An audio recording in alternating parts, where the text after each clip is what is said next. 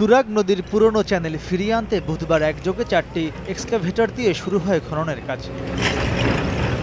দৈর্ঘ্যে প্রায় 3000 ফুট ও প্রস্থে 250 ফুট নদীর জায়গা দখল করে মাটি, বালু ও ইট দিয়ে 25 ফুট উঁচু করে গড়ে তোলা হয়েছে আলোচিত আমিন মমিন হাউজিং প্রকল্প, যার ফলে তুরাগের পুরো চ্যানেলই বন্ধ হয়ে যায়। যেহেতু এটা আমাদের সেকেন্ড ক্লাস নৌরুট নেভিগেবল করার জন্য আমাদের 10 ফিট পানি থাকতে হবে, তো সেই প্রক্রিয়া আমরা কাজ হাতে নিয়েছি। রাতের মধ্যেই আরও 5টা এক্সকাভেটর এখানে নিয়োজিত হবে।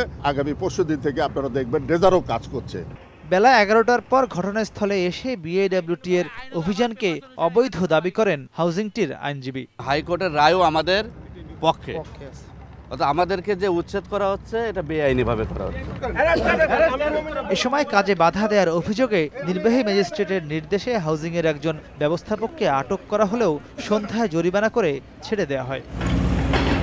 নদীর প্রবাহ ফিরিয়ে আনতে 2-3 মাস সময় লাগবে জানিয়ে অভিযানে নেতৃত্ব প্রদানকারী কর্মকর্তা বলেন, ধারাবাহিকভাবে অন্যান্য অবৈধ হাউজিংও উচ্ছেদ করা হবে। নদীর জায়গা নদীকে ফিরিয়ে দিতে, নদীকে দখল দূষণ মুক্ত করে প্রবাহমান রাখতে যা যা করণীয় আমরা কিন্তু সেটা করব।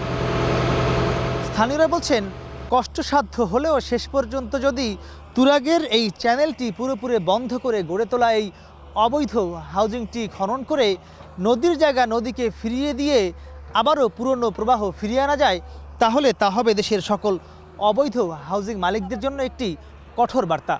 তাই তারা বলছেন, যে কোনো মূল্যে বিএডব্লিউটি এর এই কাজটি সফলভাবে সম্পন্ন করা উচিত।